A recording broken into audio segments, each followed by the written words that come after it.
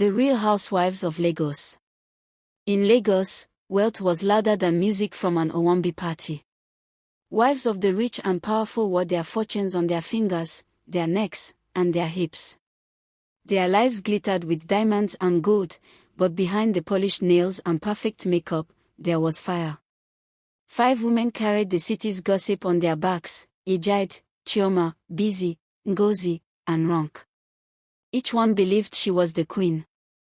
Each one wanted to be seen, feared, and adored. And where pride lived, trouble followed like a shadow. The beginning of war came at Yejide's mansion in Banana Island. Her marble dining table stretched so long that one could mistake it for a runway. Crystal chandeliers sparkled above their heads, and chefs in white uniforms moved about like quiet ghosts. Yejide, wearing a gown that hugged her body like it was sewn on her skin, raised her glass. To us, the women who set the standard for Lagos. They clinked glasses, but beneath the surface, jealousy and suspicion stirred. Bisi stabbed her fork into the jollof rice. "This food sweet oh." "Yejide, abeg, tell the truth, no you cook 'em." Laughter scattered like firecrackers. Yejide's smile was sharp. "Bisi, please.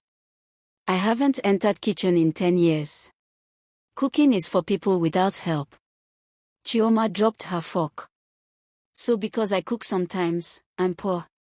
Ngozi, trying to save peace, raised her hands. "My sisters, let us not quarrel. We are blessed women." But Ronke, ever ready with venom, smacked. "Blessed women indeed. Some of us can't even pay house rent without help from Abuja senators." Eyes darted. Wine glasses paused midair. Yejide hissed. "At least I have house, rented or not. Unlike others who move from sugar daddy to sugar daddy." And just like that, the table of fine dining turned into a battlefield. 2 weeks later, Ronke decided to host her birthday on a yacht that sailed around Victoria Island. The boat glittered with gold balloons, champagne towers, and dancers dressed in feathers. Lagos skyline glowed behind them like jewelry. Chioma arrived first, her gown shining with Swarovski crystals. Bisi came next, already eyeing the buffet. Ngozi followed, Bible verse on her lips and designer bag in her hand. Yejide arrived last, in a dress imported from Paris. Ronke, the celebrant, stood in the middle with a crown like Gelly. "Welcome, my sisters. Today, we forget our troubles and celebrate love." But peace never lasted long among them.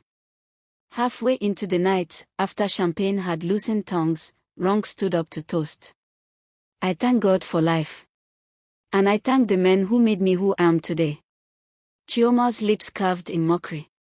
"Which of them? The oil tycoon or the senator?" Gasps. Laughter. Music slowed.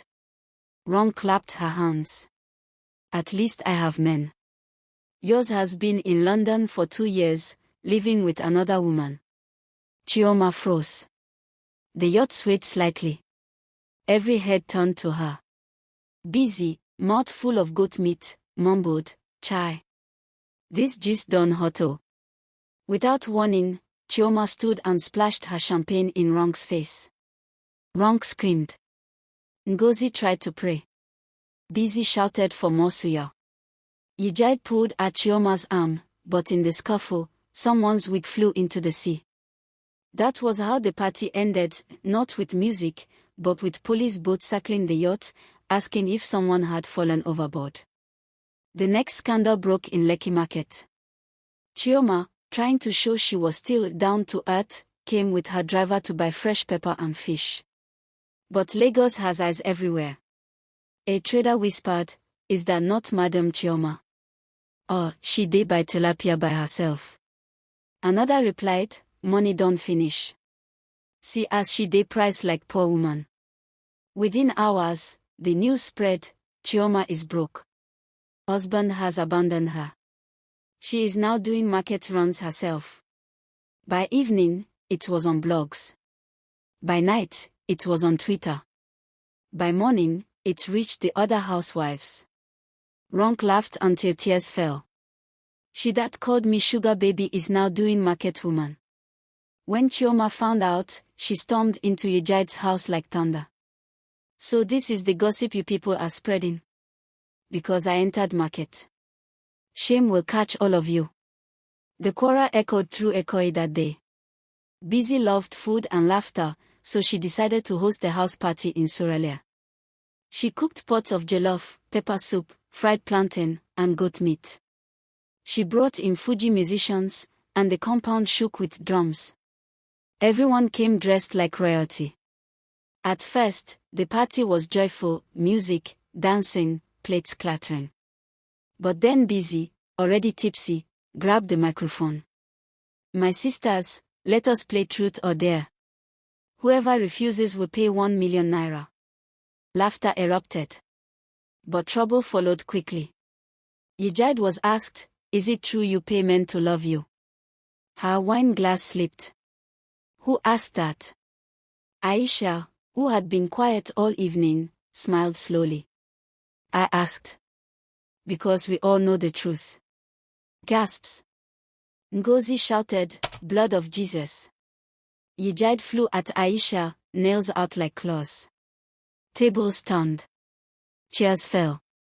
Someone's galley caught fire near a candle. Men rushed in to separate them. By the time the police arrived, 3 wigs were on the ground, 1 shoe was missing, and Bisi was still at the buffet asking, abeg, who carry my goat meat? Weeks later, another scandal erupted. A photo leaked online, Aisha, holding hands with a married senator in Abuja. The picture was blurry, but Lagos people did not need clarity to spread gist. Within minutes, her phone banned with calls. Ngozi confronted her in church. Aisha, you are destroying marriages. God is watching you. Aisha only smiled. God gave me beauty. Is it my fault men can't resist? But the matter did not end there.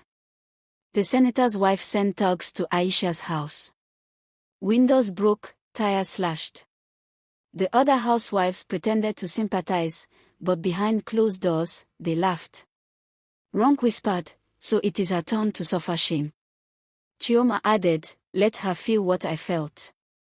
But Aisha, calm as ever, posted on Instagram, I am unbothered. Only the guilty fear gossip. Her coolness only fueled more gossip.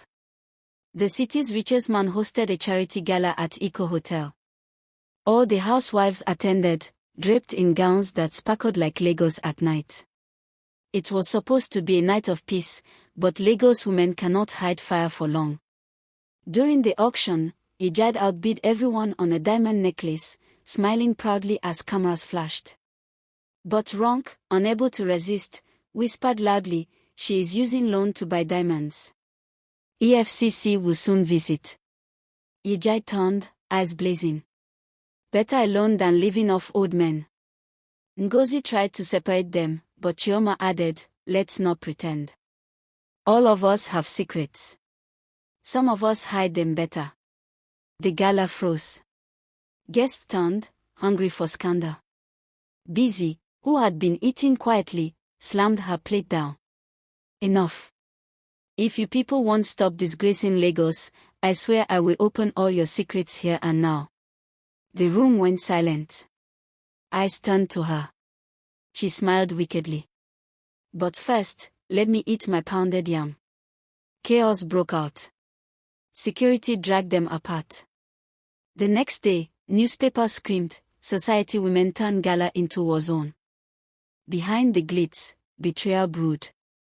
Chioma discovered that her so-called friend, Ngozi, had been visiting her husband secretly, praying over him, laying hands for spiritual strength. She stormed into Ngozi's house with fury. You snake! You use prayer as excuse to chase my man. Ngozi dropped her Bible. I was only delivering him from temptation. Chioma laughed bitterly. Deliver him, or deliver yourself into his bed. They nearly tore each other apart that day. The security guard swore he had never seen 2 women fight with such holy anger. Months of scandal led to one final attempt at peace. The governor's wife invited them all to a state dinner, warning them to behave. The hall glittered with chandeliers, violins played softly, and guards stood ready. For 1 hour, the women smiled, laughed politely, and clinked glasses. It seemed peace had finally arrived. But when dessert came, Yejide whispered to Ronke, "I know about your fake passport. Should I say it here?" Ronke froze. "You wouldn't dare." Yejide smiled. "Try me." The hall trembled with tension. Suddenly, Bisi's voice rang out, loud and clear. "Abeg, let us stop pretending. None of us is innocent. Chioma's husband is with another woman. Aisha is destroying politicians' homes. Ngozi is a hypocrite. Ronke is living on lies. Yejide is drowning in debt. And me, well, I love food too much to care." Silence. Then, slowly, laughter spread. Nervous at first, then wild. For the first time, they saw themselves clearly, not queens, not saints, not enemies. Just women, flawed and fierce, surviving Lagos. The scandals never truly ended. More parties, more betrayals, more gossip. But Lagos would not have it any other way. Because the Real Housewives of Lagos were not just women. They were storms. They were fire. They were the heartbeat of a city that lived on drama. And in Lagos, drama never dies.